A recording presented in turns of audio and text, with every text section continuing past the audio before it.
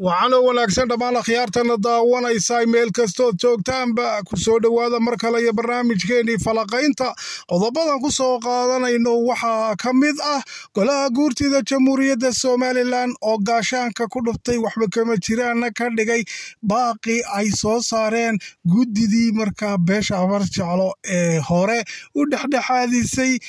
jabhaddii buurofuulka ee wadani uu sameeyey ee markaa ooforeen iyo xukuumadda jamhuuriyadda somalilan doorashooyinka hadda dhacayana asteeyey ee guddida abarjeclo isku tilmaamay kuwaasi oo hadda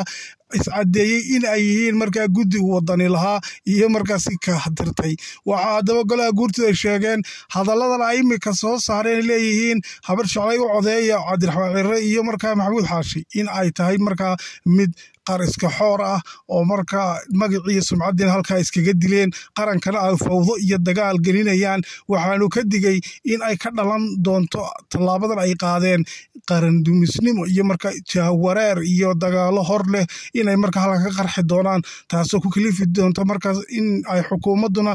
ay ka noqoto iyaduna markaa aqbalaaddii ay aqbaleen dhexdhexaadintay odayaashaasi hore u sameeyeen waxaa looga digayaa oo markaasi afhayeen u hadlay golaha guurtidu uuga digay in ay ka noqdaan hadalka ay iminka ku leeyihiin beesha abarjeclay taageera cabdiraxmaan cire iyo xaashi in ay tahay markaa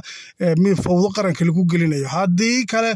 go'aanadii hore ee markaa doorashooyinkan ay ku dhacayeen ee laysla qaatay ay waxba kama jiraan noqon doonto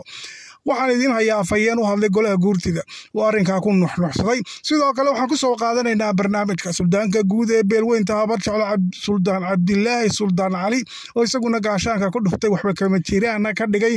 buurmadow iyo markaa dilaaliinta kale ee markaa doonaya inay taladii habarjeclo ay maroorsadaan oo afduubaan oo markaa wax aanay habarjeclo doonayn ay ku khasbaan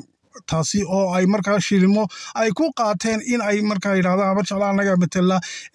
go'aankaasaanay qaadato cabdiraxmaan cire iyo in xaashiba loo codaynaya suldaanka guud oo arrinkaasi waxba kama jiraan ka dhigay sidoo kalena diiday codsi uu maxamuud xaashi ugu tegey dubai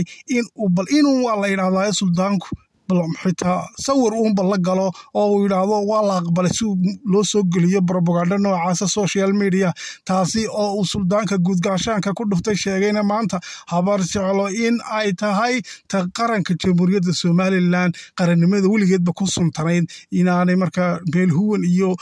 buurofuul ay isku urursadeen iyo qarandumis iyo kooxa soomaaliya doonaya weligeed habarjeclo kamay xaadirin buu yidhi waxaanay ku suntan tahay difaaca dalka jamhuuriyadda somalilan jiritaankeeda huwan iyo huwan kalkaaltoona maanta in aan sawirkayga loo adeegsado oo lagu taageero taasi dhici maysa buu yidhi suldaan cabdilaahi waxaa kaloon ku soo qaadanaynaa barnaamijka muuqaal yaab leh ninkii ku caanbaxay inuu huwanta taageero oo markaasu yidhaahdo xadka mahooyadiin baa leh iyo sool mahooyadiin baa leh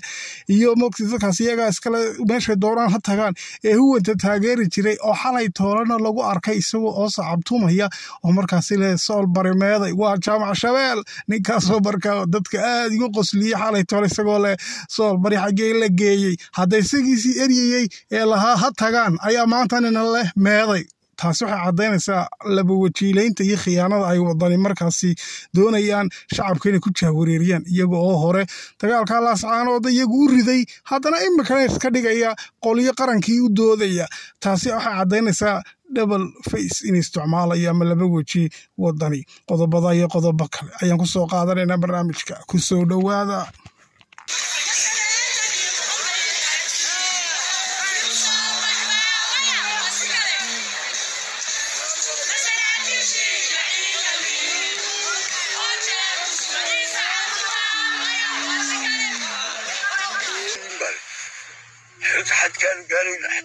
حدكم هويدين بالي ومدبادي دول حدك waxaan si gaar ah mahad ugu celinayaa aqoon-yahan garyaqaan jaamac shabeel oo muddadii halgankaasi socday xisbigana ka tirsan muddadii halgankaasi socday ahaa xubin ka mid ah halgamayaasha deegaanka SSC Khaatumo aad iyo aad baad u mahadsantahay waa hagaag waa jaamac shabeel oo moogtay tan waxay noo cadaynaysaa oo ay muujinaysaa in nimankaasi wadani jooga ay samaynayaan laba wajiilayntaasi war caqliga ummadda miyaa lagu ciyaaraya ya nimankii shalay toole huwanta taageerayay ee jaamac shabeel ka mid ahaa ee markaasi uu ka mid ahaa dee xirsi ka mid ah cirra ka mid ah yacni iyo nimanka mustabeedka u ah xisbiga wadani ee cumaamadaha sitaa kulligood ay markaa dagaalkaasi laasaanood ka socday ay taageersanayeen huwanta oo ay la shaqaynayeen ayaa maantana waxay ku doodayaan ay leeyihiin waar soolbari meeday saraakiishii meeday hadda yagaa basaasay oo jabhaddana markaasi saaray gacaliyaax ciidankana markaasi kala jebiyey dee waxaabay noo caddaynayeen huwanta la shaqaynayeen ninka mugtaqayn wadanka ahaa ee baarlamaanka Soomaaliya gudoomiyaha u ahaa ee markaa yidhi weligiiba Soomaaliland lama aqoonsaneen malaan aqoonintahay anu Soomaaliyan mabda'aygu ahaa yidhi been baan ku dhaaranayay lahaa mugtaqayn wadanka ahaa yacni iyaguna ay noo buunbuunin lahaayeen waa gudoomiye baarlamaanka dalku u shaqaynaya dee ninkaasaabay noo caddeeyey ciddii la shaqaynaysay oo halkaa uga mahad celiya jaamac shabeelka ayaa ka mid ahaa iyo xildhibaano kaloo markaa golaha wakiilada ku jira oo huwanta markaa daacad u ahaa iyo xisbiga dee wadada guud ahaantiiba ilaa iyo haddana xisbiga wadani guddoomiyaha way aaminsan yihiin oo uu la shaqeeya waxaana markaa u fadhiyaa laasacaanood halkaas ayuu xogta uga soo gudbiyaa oo sida oo kale la sheegayaa inuu doonaya kaadhadhkii markaa inay u soo gudbiyaan haddana moogta ay u soo qaado ay doonayaan oo u keeno si ay codaynta markaa uga qayb qaataan marka على كل حال waxa ay arintan inoo muujinaysaa yacni sida dadka ugu ciyaarayaan caqliyadooda nimanka wadani fadhiya marna iska dhigayaan dee dad daacad u ah dalka oo le waa kuwa gobolladii meeyey daacad iska dhigayaan iminka shalay toolana iyagaa markaasi dabada ka riixayay oo burburiyada moogtahay oo ciidanka qaranka inay burburiyaan doonayay oo Soomaaliland inay burburiyaan doonayay calaa kulli xaal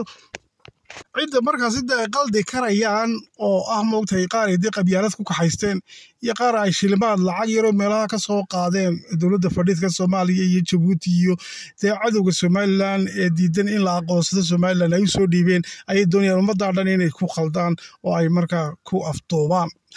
dhinaca kale kooxii markaa iyaguna odayaasha iska dhigaya cumaamadaha sitay yiri markaa qarankan badbaadinayna markii dee buurta ay saareen wadanin jabhadda beesha barjecla magacooda ku hadlayay ayaa haddana iskhashifay iyagii haddaba tallaabadii ay qaadeen nimankii guddida barjecla sheegtay inay yihiin ee qarankan badbaadin la oran jiray iminkana iscadeeyay inay guddi xisbi yihiin oo markaa ay cirro iyo u shaqaynayeen maxamed xaashi waxaa arrinkaasi ka digay oo markaa sheegay in cawaaqib xumo weyn ka dhalan doonto afhayeen u hadlay golaha guurtida oo caddeeyey markaasi tallaabada iminka ay qaadeen inay keeni doonto in wixii ay ku taliyeen qaranka ku dhexdhexaadiyeenna ay halkaasi baaba ku noqonayaan oo khalkhal hor leh oo kii horeba ka daran ay dhici karto waxaana ka mid tusaale ahaan iminka dee dowladdu waxay odayaasha u tixgelisay in dhexdhexaad yihiin mowqifkeeda dhan way ka tanaasushay oo rurar badan oo moogtay iyo dee dadkii danaynayay in soo horeeyaan doorashada ururadu ayaa markaasi tanaasulay oo odayaashan dhexdhexaad baa loo qaatay odayaasha mar hadday iscadeeyeen inay cirro u adeegayeen markii horeba oo maantana in xaashi iyo moogtay cirro ay taageersan yihiin dee wax alaale waxay ku taliyeen waxay noqonaysaa kakac marka waa madaxweynaha iyo markaa dee nimankii dee ururada iyaguna markaa haystay oo yidhaahdaa mar haddii odayaashiina dhexdhexaadiyey ay xisbi taageereen oo dee cirriya u shaqaynayeen in xaashi annaguna waanu ka noqonnay wixii ay noogu taliyeen hadday dhahdaan dee xaq baana u leeyihiin hadday dhahdaan maanta waa caleeha halkaasaa markaasi wax alaali waxay ku qorsheeyeen ay ku baaba'aysa waxa uu ka digay markaasi mas-uulka u hadlay guddida markaa weliba ka tirsanaada golaha guurtida oo arrimaha kala shaqaynaya odayaasha dhexdhexaadintu in yacni xeer beegti bay haayeen la aaminay mar haddii ayagii ay khiyaano la yimaadeen docwareen ay sameeyeen oo ay qarankii docwareen ku sameeyeen yacni qas iyo qasaale wasaalan soo socda ayuu ka digay haddii kale waa inuu qaranka cafis weydiistaan buu yidhi oo se ugu dhaqsaha badan leh ay markaasi ugu yimaadaan warbaahinta oo halkaasi ay soo istaagaan laakiinse ilaa iyo hadda afhayeenkaasi xalay buu hadlay ilaa iyo hadda 24 saacadood baa ka soo wareegtay cid ka jawaabtay iyo cid ka hadashay toona ma jirto oo cafis weydiisatay waxaabay taagan yihiin shidanaaba shidan iyo dee rihii odhan jiray boogta dhiidhaa ciddii hagaagsanba la hadla ayay taagan yihiin dee baaldegyaaba iska sii wataan buur madowya sii horboodaya guddidiina saasoo dabayaacaysa markaasi berigii hore tiri qarankaanu badbaadinaynaa maantana waxay leeyihiin annagu ciraanu markaasi taabacsannahay marka waxay caddaynaysaa in ictisaam ay haayeen iskala qaybiyey oo markaa qaranka doonayey